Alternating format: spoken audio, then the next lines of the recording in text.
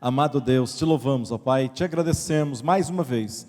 O Senhor não se esquece de nós, o Senhor não se esquece de nenhum dos teus servos. Aqui está, meu Deus, o teu filhinho, pastor, meu Deus, Samuel, que será o teu instrumento nesta noite. Ó Pai, usa ele conforme o Senhor deseja, conforme a proporção que o Senhor deseja nesta noite, e fala conosco de uma maneira que o Senhor deseja, ó Pai. Te louvamos por tudo isso, te agradecemos pela palavra que será ministrada, em nome de Jesus. Amém. Obrigado, pastor. Graça e paz. Amém. Um abraço da igreja lá de São Paulo para vocês, para a igreja aqui de Goiânia. Afinal de contas, somos todos irmãos. O pastor Rangel me ligou na semana passada, ele falou assim: olha, o pastor Salmo gostaria muito que você estivesse aqui na quarta-feira. Eu falei, não, me senti assim honrado, me senti muito amado, foi um privilégio. E eu falei, não, então a gente vai para estar aí na quarta-feira. E ele falou, olha, nós vamos estar falando sobre Jabes. Eu falei assim, nossa, sobre Jabes, mas nem tem tanta coisa assim. Só tem 2 versículos que falam sobre Jabes, né? Podia estar falando sobre salvação, que tem um monte. Podia falar sobre cura, que tem muitos versículos. Mas olha, Jabes, que desafio, Senhor. E o que o Senhor quer falar com a gente? E eu comecei a orar e meditar a respeito disso, e fui ler o texto, e comecei a pensar e falar com Deus, e pedir que Deus falasse comigo, e eu quero crer que nessa noite Deus vai falar com você. Você não veio aqui à toa, você veio aqui porque Deus tem um propósito na sua vida, amém? Você consegue crer nisso? Quem crê que Deus tem um propósito na sua vida? Diga à pessoa que está ao seu lado aí, Deus tem um propósito na sua vida. Glória a Deus. Abre a sua Bíblia comigo aí no livro de 1 Crônicas, capítulo 4. Nós vamos ler 2 versos.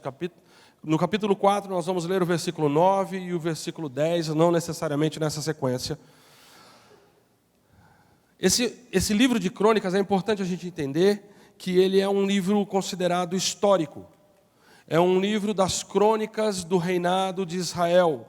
As informações que estão no livro de Crônicas são consideradas informações históricas. Elas são verdadeiras, são consideradas verdadeiras. É a história da nação de Israel.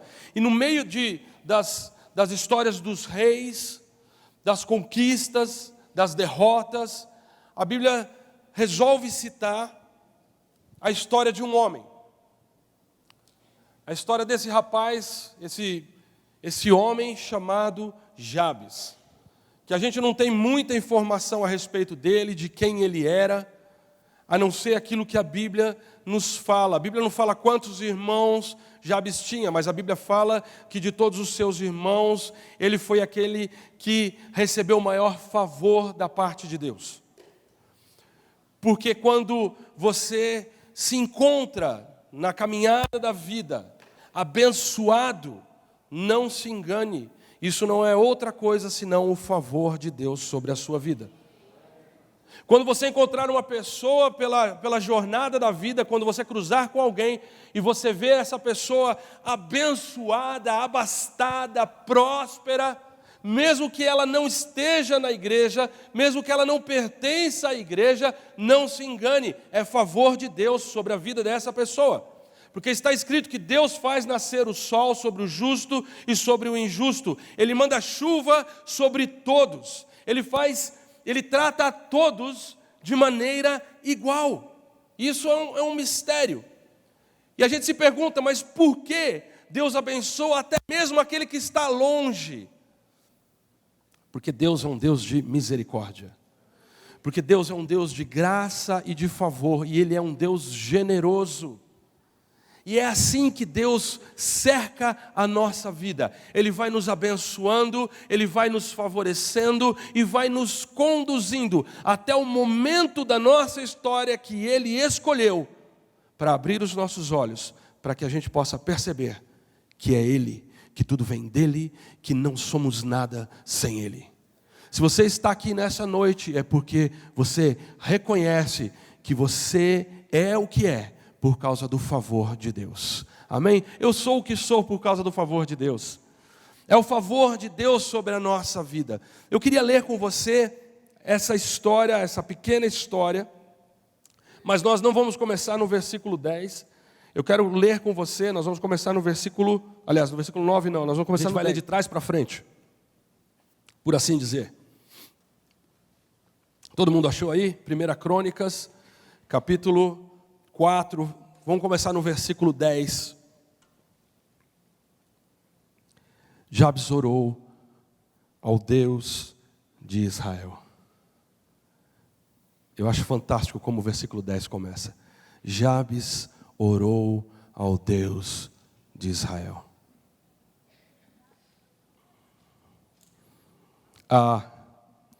Abençoa-me e aumenta as minhas terras. Talvez a sua versão diga, alarga as minhas tendas. Que a tua mão esteja comigo, guardando-me de males e livrando-me de dores. E Deus atendeu ao seu pedido. Versículo 9. E Jabes foi o homem mais respeitado da sua família. Sua mãe lhe deu o nome Jabes, dizendo, com muitas dores o dei à luz. Nós não podemos ignorar que o versículo 9 é, sem dúvida alguma, consequência da atitude de Jabes relatada no versículo 10. Eu não consigo entender de outra forma o que aconteceu na vida de Jabes. Jabes era uma pessoa talvez muito parecida comigo e com você. Jabes era uma pessoa que tinha uma história, ele tinha uma marca sobre a sua vida. Quem aqui tem histórias no seu passado? Aquela pergunta, né? Que todo mundo tem a mesma resposta. Quem aqui tem passado? Você tem um passado? Né? Alguns têm um passado mais obscuro, outros têm um passado assim, não tão preocupante. Às vezes a gente tem aquele passado que quando o pessoal começa a conversar na mesa e entra naquele assunto e você já levanta e já sai de fininho, faz de conta que vai atender o telefone porque você está preocupado que alguém te pergunte como é que era a tua história. Isso acontece muito com quem é casado. O pessoal começa a conversar na mesa de ex-namorada. Quem é assim? Aí a esposa já começa a olhar, né? A minha esposa tem 10 anos de diferença. Eu fui assim, né? Deus me abençoou, me deu uma esposa 10 anos mais nova do que eu. Mas de vez em quando ela parava e ficava me perguntando, mas e as suas namoradas? E a sua primeira namorada? Eu falei, minha filha, você não estava nem viva. Para que se preocupar com isso? Eu não pequei, não fiz nada contra você. Você não estava nem frequentando a escola ainda. Não vamos entrar nesse assunto, não. Jabes era alguém que trazia uma história. Diferente do nosso tempo, no tempo de Jabes, a história ela era marcada no nome da pessoa. Já pensou nos dias de hoje, se fosse a mesma cultura nossa, você chega numa loja para comprar um carro e o vendedor chega para você, oi, prazer, qual é o seu nome? Você diz o seu nome e pergunta dele, ele diz, o meu nome é Jacó. Para mim, para você, Jacó, apenas um nome. Na cultura deles, eu sou o enganador. Você compra o carro ou vai embora? Você fala, esse carro aqui é bom ou não? Dá até medo de perguntar, é pedir para ser enganado. Era assim que funcionava. Jacó tinha esse nome, ele era o usurpador, aquele que tomava posse das coisas que não eram dele. Porque isso é o que significa usurpar. É usar aquilo que não é de direito teu usar. Era o enganador. Jabes era aquele que causou dor, aquele que machucou, aquele que veio à existência, mas não sem trazer muita dor. Provavelmente no seu parto, eu não sei, de repente era um bebê grande, e a mãe falou assim, nossa, olha, eu sofri com você. Tem um personagem, ontem nós estávamos pregando lá em Abadia de Goiás, que é muito nome diferente, eu tenho que tentar acertar os nomes dos lugares. Então, estava pregando em Abadia de Goiás, e a gente falou um pouquinho sobre um outro personagem bíblico, lá na história de Samuel, no chamado de Samuel, um pouquinho para frente, o nome do rapaz era Icabode. Foi-se a glória de Israel. Então era assim que funcionavam os nomes. O nome era o teu cartão de visita. Ele falava da tua história, ele falava de quem você era. E às vezes nós vivemos dessa forma. O nosso nome não revela muito, porque essa não é a nossa cultura, mas nós carregamos a nossa história. Nós carregamos as coisas que aconteceram conosco. Nós carregamos com a gente o nosso passado. Quem aqui lembra de alguma coisa ruim que aconteceu no passado? Quem lembra? Dá um sinalzinho. Você lembra de alguma coisa ruim que aconteceu no teu passado? Alguma história triste? Quem aqui já foi ferido por alguém muito especial que você julgava que jamais faria alguma coisa contra você e de repente essa pessoa pisou na bola com você? Você já teve essa experiência? Eu já tive esse tipo de experiência. Isso machuca a gente, isso marca a gente, e a gente passa então a viver a nossa vida desta forma. Mas nós não podemos nos permitir, que as nossas experiências ruins determinem o nosso futuro. Nós não podemos permitir que seja lá o que foi que aconteceu, seja lá qual for a dor que foi causada, ela não pode ser o determinador, ela não pode ser o fator que determina quem você é e o que te espera no futuro. O que Deus tem reservado para você é algo que a Bíblia fala que jamais subiu ao coração do homem. É o que Deus tem reservado para você. Eu costumo dizer que Deus tem coisas maravilhosas para nós. O melhor de Deus ainda está para acontecer na nossa vida. Nós ainda não experimentamos a plenitude daquilo que Deus tem para fazer em nós. Mas existe um caminho. Existe um caminho que eu e você precisamos entender, porque só existe uma forma de percorrer o caminho, é entendendo o caminho. Ninguém vai de um ponto ao outro sem entender o caminho que precisa ser seguido. Nós viemos para cá de São Paulo, a gente veio de carro, vim com a família toda. Viagem fantástica, viu, irmãos? Aconselho, quando tirar férias, se tiver lugar para ir, pega o carro, dirige 1000 quilômetros por aí, é fantástico, muito bom. Com 2 crianças atrás, fica melhor ainda. A gente pegou uma estradinha. Irmãos, esse tal desse Waze, eu vou falar, viu? Foi o capeta que inventou esse negócio. Ele me jogou numa estrada, que depois, a hora que eu cheguei aqui, eu fiquei sabendo, o senhor veio pela pior estrada. Eu falo assim, maldito, eu te pego, você me paga. A gente pegou uma estrada, irmãos, que ela não terminava. Eu falo, meu Deus, eu vi placa para Tocantins, eu vi placa para Belém, eu vi placa para Rio Branco, até Machu Picchu tinha placa. E nada de Goiânia chegar. Mas falaram para mim que era na metade do caminho. Eu comecei a achar que eu estava na direção errada. Eu falei, Jesus amado, tem misericórdia, põe os anjos. Não, sem sinal. Eu falei assim, não tem sinal no lugar. Eu falei, bom, vamos que vamos, em algum lugar nós vai dar. Quando você não sabe a direção para onde você está indo, você sofre no caminho. Mas nós precisamos então buscar em Deus, compreender qual é o caminho que Ele tem para mim e para você. E o caminho que eu quero conversar com você nessa noite, eu quero convidar você a meditar a respeito disso, é o caminho da intimidade com Deus. Jabes orou ao Deus de Israel, ele falou com Deus, ele abriu o coração, ele mostrou para Deus quais eram as suas preocupações. Ele foi falar com Deus, eu não sei se você percebeu no texto que nós lemos, mas Jabes orou e falou assim, Senhor, me livra das dores. Tem a ver com o nome dele, tem a ver com a história dele, tem a ver com aquilo que aconteceu, com o passado. Jabes orou e falou assim, Senhor, estende a tua mão sobre mim, põe a tua mão sobre a minha vida, guarda a minha vida. Intimidade com Deus é o caminho para a bênção. Intimidade com Deus é o caminho para experimentar a plenitude daquilo que Deus tem para você.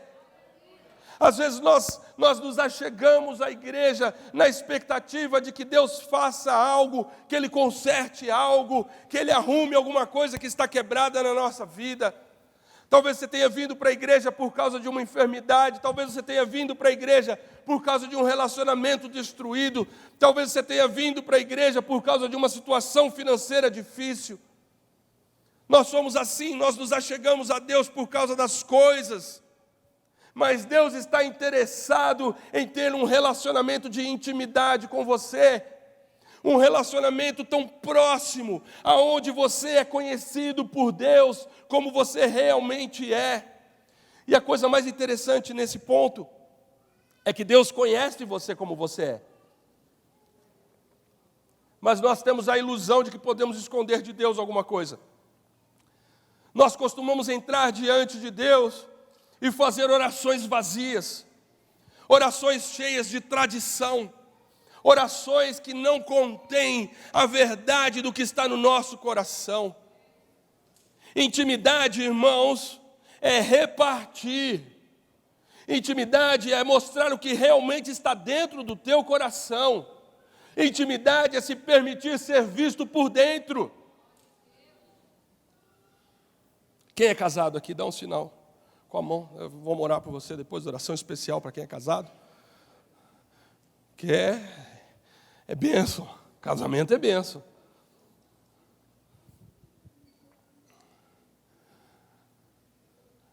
Quando você é casado, eu não sei se você já teve essa experiência, de repente acontece alguma coisa, alguma situação, alguém vem e conta alguma coisa para você e para tua esposa, ou para você e para o teu esposo. Aí você ouve, e aí a hora que a pessoa sai, você olha para o esposo assim, ou olha para a esposa, e fala assim, e aí, o que você achou? Quem aqui já teve disso? Já teve essa experiência assim? Você fala, e aí, o que você achou? Alguém vem e contou alguma coisa para você, você vira para o teu esposo e fala assim, e aí? Você, tipo, como que não acreditando naquilo que você ouviu. E aí a pessoa olha para você e fala, não sei não, está meio esquisita essa história aí, hein? Quem aqui já teve essa experiência? Já teve isso? A gente tem isso, quem é casado tem essa cumplicidade. E ali, naquele momento, você expõe o seu coração. Você fala, eu não acreditei muito nisso aí não, hein? Sei não, essa história aí está meio esquisita. Não sei, acho que não é bem por aí não. Às vezes você leva aquela sapecada, você leva aquela chamada de atenção, o pastor chamou você no canto e fala assim, irmão, vamos ali na sala pastoral.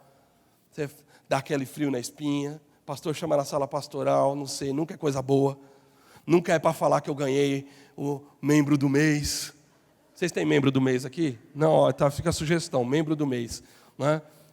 O pastor chamou, o pastor ligou. Uma vez o pastor ligou para mim e falou assim, ô pastor Samuel, tudo bem? Eu falei, tudo bem, pastor, como é que está? Tudo jóia, graças a Deus. Você vai estar na igreja na quinta-feira? Eu falei, vou. Você pode vir um pouco mais cedo que eu quero falar com você? Fiquei mudo. Deu aquele silêncio no telefone. Alô, caiu. Eu falei, não, pastor, estou sentado mesmo, não caí não. Tá tudo bem, pastor? Ele falou, não, pode vir tranquilo que é coisa boa. Eu falei, aleluia. Então, pastor, eu estou aí no horário, senão eu ia ter um compromisso. Eu ia arrumar um compromisso. O pastor chama, te dá aquela apertada, te dá aquela arrochada porque você fez um negócio não muito certo. Aí você fica triste, fica macambúzio. Macambúzio, essa palavra esquisita, está no nosso dicionário. Você fica com a cara amarrada, né? Quem aqui já viu alguém com cara amarrada? Lá na sua casa tem alguém que fica de cara amarrada? Tem? Eu só vi os irmãos fazendo assim, tem. Eu acho que é porque as irmãs é que normalmente ficam de cara amarrada, né? Então, aí você fica, você olha, você se encontra naquela situação difícil, aí você vai falar para a esposa, você chega na esposa e fala assim, aconteceu isso, isso e isso. Eu sou assim com a minha esposa, eu conto para ela as coisas que aconteceram, e aí a pergunta que se segue é, o que você acha? O que você pensa? O que está dentro do teu coração? Compartilha comigo. E quando existe intimidade, quando existe confiança, porque confiança é a base da intimidade, não existe intimidade se não houver confiança. Se não houver uma confiança absoluta de que quem te ouve, te ama e quer o teu bem. Se não houver isso, nós não somos sinceros. Outro dia eu estava fazendo uma oração, estava orando, pedindo para Deus: Senhor, queria tanto que o Senhor fizesse tal coisa, queria tanto que o Senhor me mandasse para tal lugar, porque eu quero fazer a tua obra. Estava orando, estava de joelho orando, e eu senti como se Deus falando assim: você quer ir para lá para fazer o quê mesmo? Eu falei: não, tá bom, Deus, eu quero ir para dar uma passeada também e levar a família. Mas a gente põe a obra, a gente põe a agenda espiritual na frente. Por quê? Porque fica mais importante, né? Dá a impressão que Deus vai... Mas a gente esquece que Deus conhece o nosso coração. Ele te vê como se você estivesse nu diante dele. Não é só nu, é nu e do avesso, porque te vê por dentro. Intimidade é o caminho da plenitude de vida que Deus tem para mim e para você. É estar tão perto da luz que não existe sombra para esconder coisa alguma, nem motivação alguma. Jabes orou e foi sincero, ele teve intimidade com Deus. A Bíblia relata apenas uma oração, mas eu quero crer no meu coração que esse homem tinha intimidade com o Deus de Israel. Ele foi buscar o Deus certo, ele foi buscar a resposta onde havia resposta, no Deus que é a resposta. Ele foi falar com aquele que pode mudar a sorte de qualquer homem.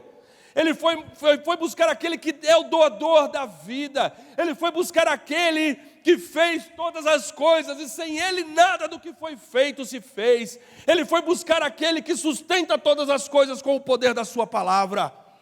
Ele foi buscar aquele que uma só palavra de sua boca é capaz de produzir a vida. Ele foi buscar aquele cuja palavra não volta para ele vazia, sem produzir, sem realizar aquilo para o qual ele a determinou. É a esse Deus que Jabes foi buscar, e ele rasgou o coração. Olha, Senhor, eu tenho meus medos aqui, Senhor. O Senhor sabe que o meu nome significa aquele que causa dor. Senhor, livra-me da dor. Eu não quero sentir dor, mas eu também não quero causar dor, Senhor. Senhor, guarda os meus relacionamentos. Senhor, livra-me do mal. Senhor, sustenta-me. E a Bíblia diz que Deus ouviu e respondeu a oração de Jabes. E por causa da oração que ele fez, por causa de ter buscado a presença de Deus, de ter invocado o nome do Senhor, ele alcançou o favor diante de Deus. Às vezes a gente se pergunta por que Deus não responde oração. Quem aqui já fez uma oração e você tem aquela sensação que Deus não respondeu sua oração? Já teve a sensação que Deus está em silêncio? Quem aqui? Dá um sinal com a sua mão. Deus não vai castigar você agora, não? Só depois, no fim do culto. Está anotando tudo. Estou brincando, não vai não. Deus é maduro. Já teve essa... Eu já tive, irmão. Já briguei. Quem já brigou com Deus? Não, eu já briguei com Deus. Já briguei com Deus. Outro dia eu estava lendo a história do profeta Elias, que foi para a caverna. Ele estava com medo de uma mulher. O cara estava no ápice do ministério. Acendeu a churrasqueira sem usar fósforo. Ele pôs os boi lá em cima do negócio, jogou água, orou e falou: Deus, se o Senhor é Deus, acende aí o negócio. Caiu fogo do céu e consumiu tudo. Ô irmãos, todo mundo ia chamar um pastor desse para ir em casa no churrasco. Ô pastor, dá para acender a churrasqueira ali? Não, o cara bem sucedido, ministerialmente falando, alguém que está realizando sinais e maravilhas. Aí de repente ele recebe uma carta de uma mulher chamada Jezabel. Ela fala assim: olha, que os deuses façam comigo a mesma coisa se amanhã a essa hora você não estiver morto.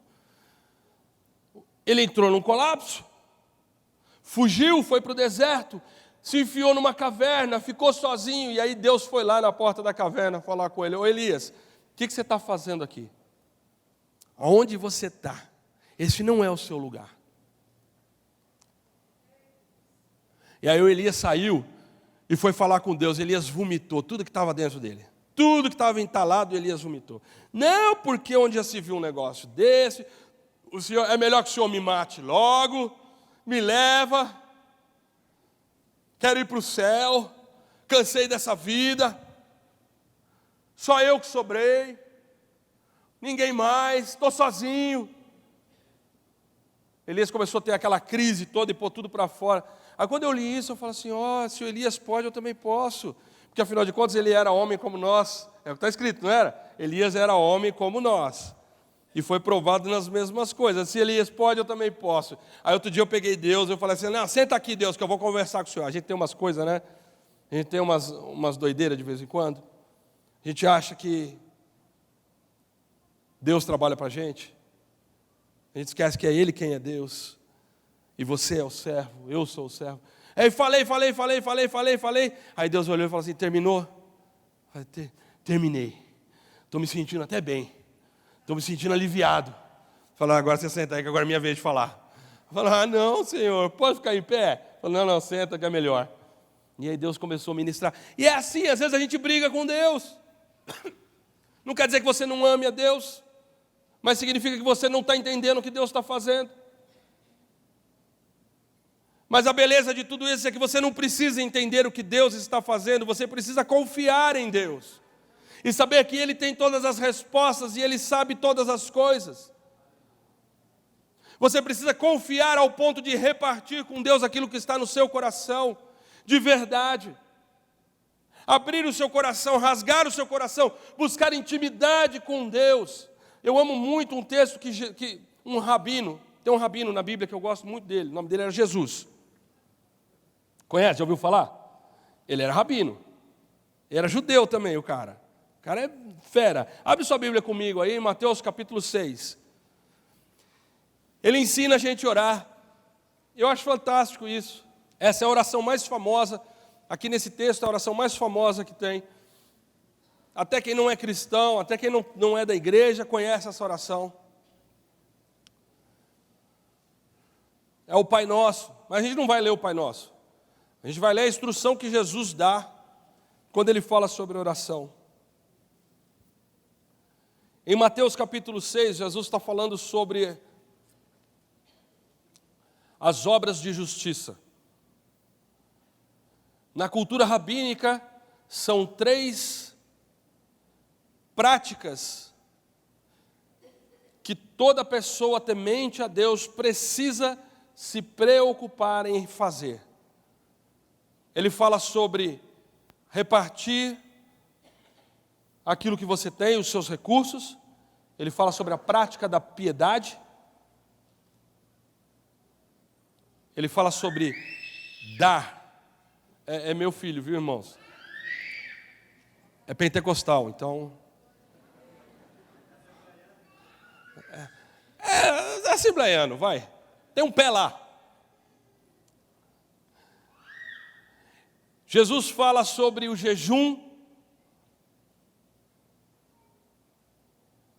Não o jejum anunciado aos 4 cantos, mas aquele que você faz e é um propósito entre você e Deus. E ele tem o propósito de mudar o teu coração.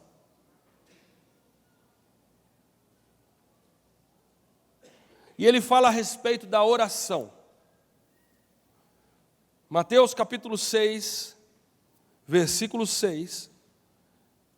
Depois você leia o texto todo quando você tiver um tempo. Mas para a gente ganhar tempo aqui, eu vou ler só o versículo 6. Mas quando você orar, preste atenção, quando você for orar,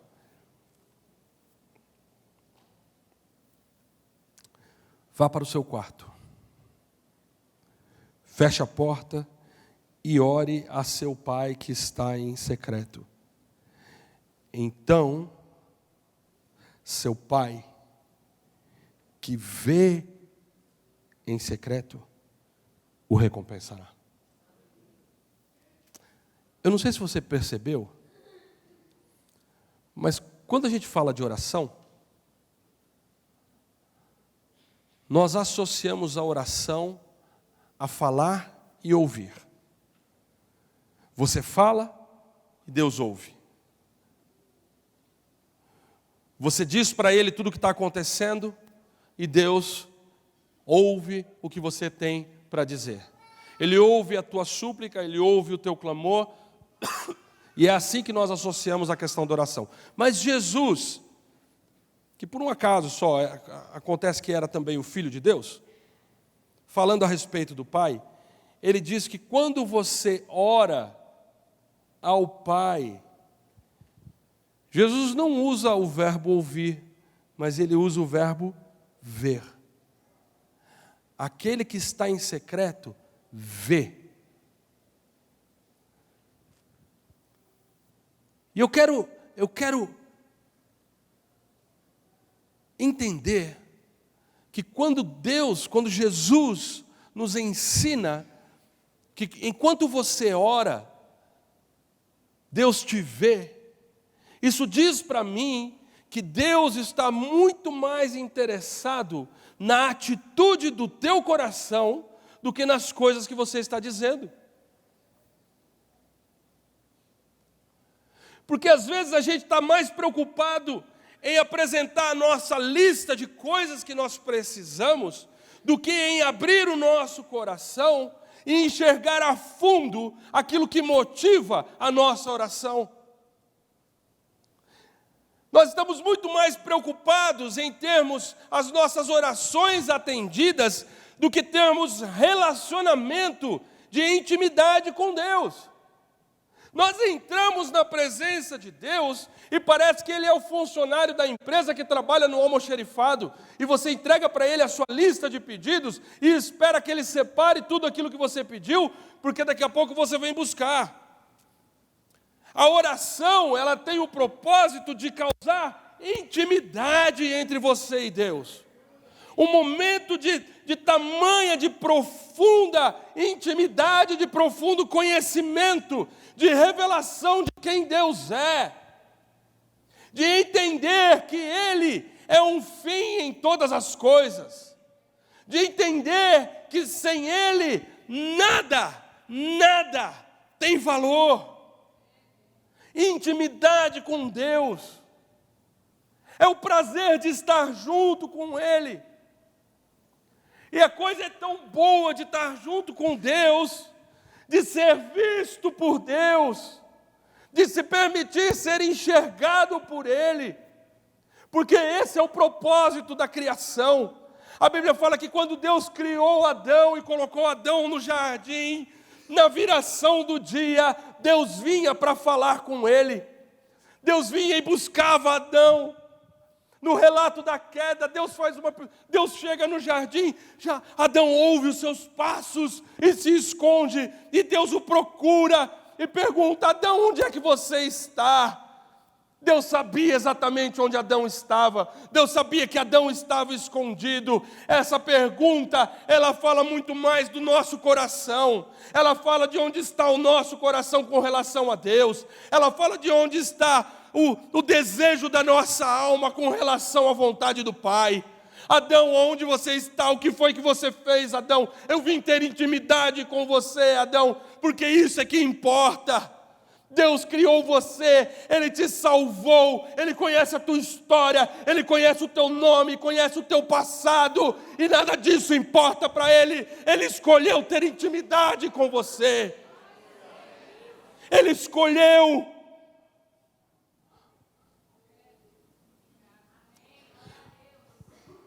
O Deus Todo-Poderoso, aquele que habita no céu, aquele que habita em lugares inacessíveis a mim e a você. Salomão orou: Senhor, os céus dos céus não te podem conter.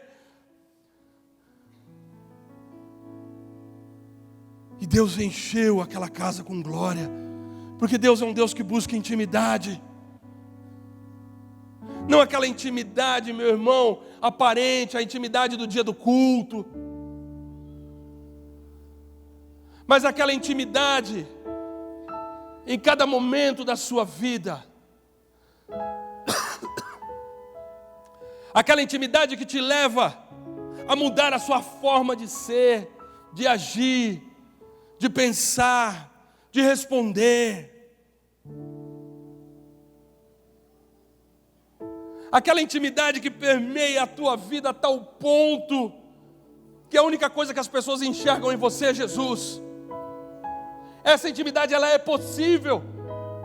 Ela não é utópica, ela não é um sonho, ela é real. Existe uma semente de Deus plantada no teu coração. Enoque teve essa intimidade com Deus. E Ele quer ter essa intimidade com você.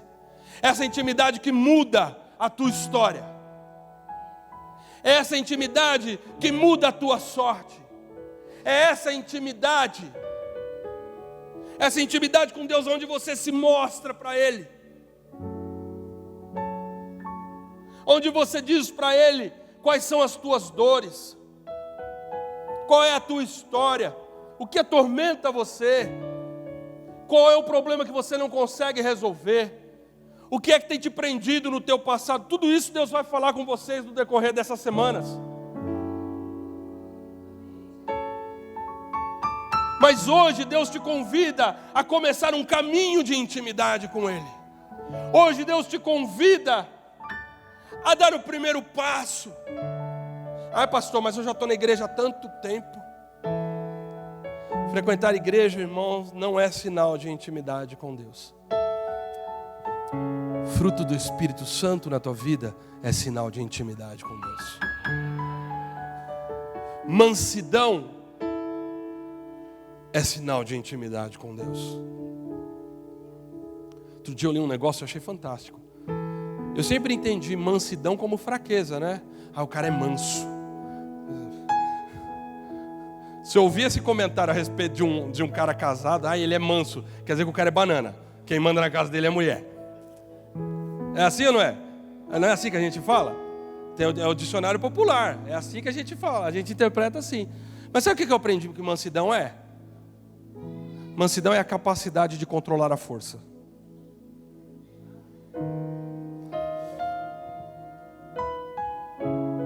Todo aquele... Eu sou manso, o Espírito Santo está dentro de mim, Ele me controla. Mas você não vai fazer nada? Não preciso fazer. Eu tenho fruto do Espírito em mim, eu tenho domínio próprio, eu tenho mansidão. Intimidade não é vir à igreja, intimidade é ser a igreja. Essa obra que Deus tem feito aqui, eu conheci vocês através do pastor Rangel. Ele todo domingo, irmãos, eu estava quase fazendo uma campanha de oração lá na igreja para ver se ele esquecia o meu número. Todo domingo esse rapaz me manda mensagem, ou assiste o nosso culto ao vivo. Aí eu falo, vou começar a assistir. Comecei a assistir, não parei mais de assistir. Esse negócio, viu? Jesus. Outro dia eu estava vendo aqui, vocês estavam fazendo um culto gostoso, tinha uma presença doce de Deus, e eu fiquei vendo o coração do pastor de vocês, da pastora de vocês, e eles falando a respeito de missões, e eu falei assim, meu, que coisa linda. Pessoas que não estão preocupadas em construir seu próprio império, estão construindo o reino de Deus. Estão abençoam não sei quantas igrejas na África. E não sei. Eu falei assim, meu Deus, isso é coisa rara, você já não vê mais essas coisas hoje. Se Deus te plantou aqui, não é para você assistir tudo isso acontecer, não. É para você ser a igreja e fazer parte disso.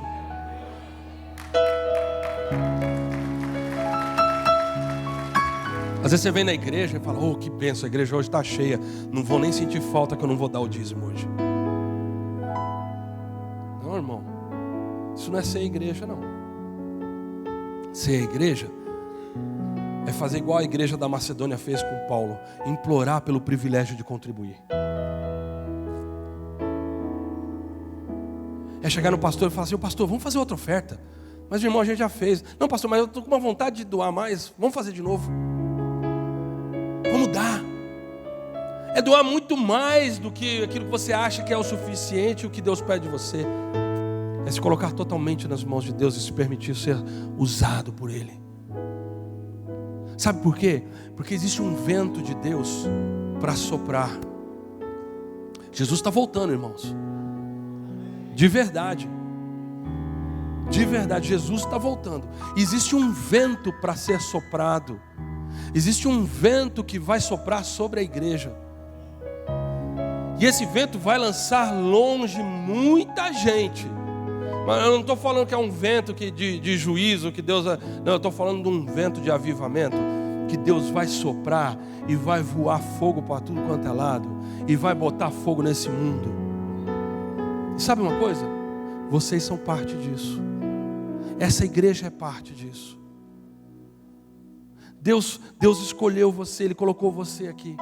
Ele te chamou para uma jornada de intimidade com Ele. Uma caminhada de intimidade com Deus, onde Ele conhece você e você se permite ser conhecido por Deus. A gente sabe, lógico. Não, pastor, Deus me conhece. Mas às vezes tem alguma área da nossa vida onde a gente fala: Deus, não entra nesse quarto aí não. O Senhor pode entrar e sentar na sala, mas deixa esse quartinho da bagunça aí onde ele está. Mas Deus te convida para uma caminhada de intimidade. Nos nossos dias é muito comum a gente ouvir essa expressão, transparência total, com relação aos governos, né? Nós, como povo, como cidadãos dessa nação, a gente pede por transparência. Deixa eu dizer uma coisa para você: Deus te convida para uma caminhada de transparência. Você está disposto? Você está disposto a caminhar com Deus de forma a ser conhecido por Ele? A parar de fazer de conta que é aquilo que não é. E assumir o compromisso de se permitir ser transformado, para que você chegue à estatura de varão perfeito que é Cristo Jesus. Porque esse é o propósito de Deus na nossa vida. Sabe, quando eu vou orar,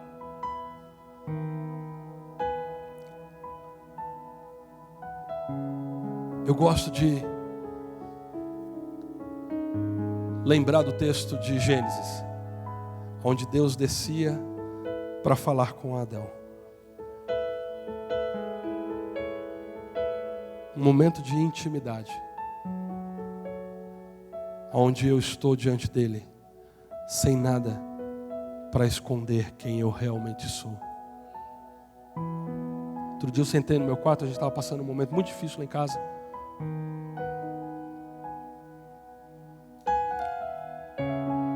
E o negócio estava apertando demais. E já estava doendo. E eu entrei, fui subir no meu quarto. Minha esposa estava lá embaixo. Quando a coisa aperta, né? Aí tudo aperta. Já reparou isso? Quem já viu isso, né? Quando você tem um problema, parece que afeta tudo. Então afetou lá em casa também. A gente brigou. Eu fiquei com vontade de matar ela. É verdade. Sabe, eu estava ouvindo 3 pastores conversando. John Piper, que é um pastor americano aí, mais 2 colegas dele, eles estavam conversando, 50 anos de casado. E um olhando para o outro e falou assim: escuta, nesses 50 anos de casado, você nunca pensou em divórcio? O outro falou assim: não, divórcio não. Homicídio já. Porque divórcio não é permitido. Agora homicídio, né? Nunca se sabe. Naquele dia eu falava, viu, irmãos? Eu falava: ô Senhor, não deixa eu ver nenhuma faca no caminho. Eu quero matar essa mulher. Ela fica me falando as coisas. Porque a esposa da gente, elas têm um negócio de falar a verdade pra gente toda hora, né? Tem hora que você fala assim: não, mas não dá pra você falar outra hora. Você não podia guardar esse comentário pra depois? Não, mas é verdade. Eu falei: eu sei que é verdade, mas não é o tempo. Verdade é essa, não é o tempo. Hã? Aí eu subi pro meu quarto, eu comecei a orar, e eu comecei a chorar e falar com Deus. E falar: Senhor, eu não aguento mais. Até quando o Senhor vai permitir essa situação? Até quando tudo isso vai acontecer, Senhor? E sabe o que Deus falou? Nada. Deus não falou nada. Mas eu saí dali com o coração leve, sabe por quê? Porque eu deixei as minhas ansiedades diante dele. Às vezes o coração está apertado e a gente está fazendo aquela oração religiosa, né? Ó Senhor, Criador dos céus e da terra, Deus de Abraão, Isaac e Jacó. E a gente vai e pega aquele negócio. Nada contra você orar assim, porque é tudo verdade. Mas tem horas que dá vontade de falar assim: Senhor, é o Zé, sou eu. Senhor, sou só eu. E eu estou num estado que não tem mais nada mesmo, é o resto do eu. E eu preciso que o Senhor me socorra. E aí Deus vem ao teu encontro. Nessa noite eu queria convidar você. Talvez você tenha vindo aqui, o teu coração está apertado. Talvez, assim como Jabes, você olha para a sua própria história e fala assim: Deus tem que mudar isso. Alguma coisa tem que acontecer. Hoje Deus te convida para uma jornada de intimidade com Ele. Por isso eu queria convidar você. O nosso tempo já acabou. Mas eu não queria sair daqui sem fazer essa oração. Pode ser, pastor? O senhor me pergunta. Quem me dá 10 minutos aí? Não, 10 minutos não, 5 minutos. Quem me dá 5 minutos? Levanta a mão. Você me dá 5, 10, 15, 20, 40, 50. Deu umas 2 horas. Aleluia. Lá em São Paulo nós é esperto, viu? Eu queria orar com você. Eu não queria que você saísse daqui sem entender que Deus, o coração de Deus, Ele geme pelo desejo de intimidade com você, de conhecer as tuas dores, de enxugar as tuas lágrimas, de mudar o teu nome, de mudar a tua sorte, de derramar favor sobre a tua vida. Se você quiser, eu queria que você saísse do seu lugar e viesse aqui na frente. Eu quero orar por você. Saia do seu lugar, venha aqui na frente. Se você quiser fazer dessa noite uma noite que vai marcar a tua história, que vai mudar a história de quem você é. Essa é a noite de você fazer a oração, abrir o teu coração e dizer: Senhor,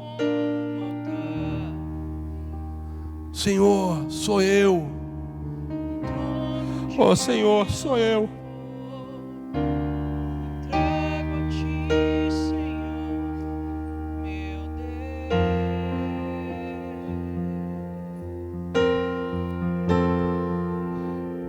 Eu quero rasgar o meu coração diante do Senhor. Eu quero te pedir: muda a minha história. Me leva a um caminho de intimidade.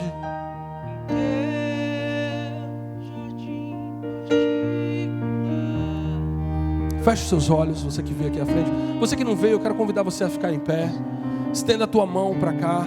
Nós vamos abençoar essas pessoas.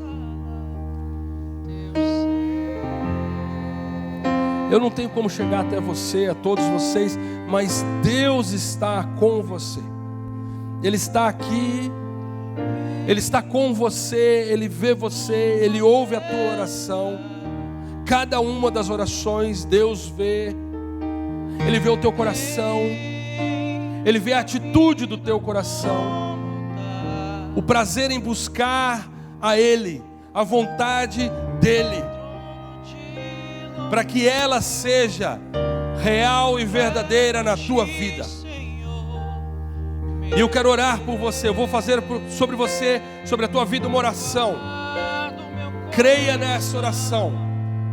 Creia nessa oração. Eu profetizo em nome de Jesus que haja uma transformação na tua história, que haja uma mudança na tua vida, no teu coração, que o Espírito Santo encha o teu coração nesta hora, que esse momento seja um momento de marcar a tua história, seja um divisor de águas, seja um divisor de águas, que haja intimidade na tua vida para com Deus, que haja um novo momento na tua vida, que Deus te leve a águas profundas, que Deus te leve a esperar por Ele e Ele somente, Que Deus faça uma revolução na tua vida, que Ele mude a tua história. Aquilo que é impossível para você não é impossível para Deus. Aquilo que é impossível para você, para Deus é possível. Aquilo que você não pode fazer, Deus está fazendo. Deus está fazendo nessa hora, na tua casa, no teu trabalho, na escola, aonde você estiver, Deus estará com você. A presença de Deus será palpável na tua vida. A unção de Deus estará sobre a tua cabeça. Aleluia. Em nome de Jesus. Em nome de Jesus. Que Deus te abençoe. Que hoje seja o começo de uma jornada espetacular, de uma jornada fascinante, empolgante. Eu quero ouvir aquilo que Deus vai fazer na sua vida. Eu creio. Você crê? Diga comigo, eu creio. Deus te abençoe. Em nome de Jesus. Obrigado.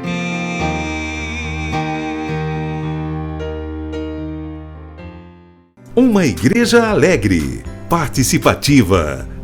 Todos os domingos, às 9 horas, um delicioso café da manhã e uma escola bíblica abençoada.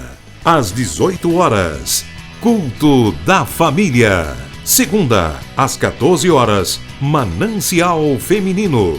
Terça-feira, às 20 horas, Homem de Verdade e Mulher Ideal. Quarta-feira, às 19h40, culto de ensino, além de uma programação semanal para todas as idades.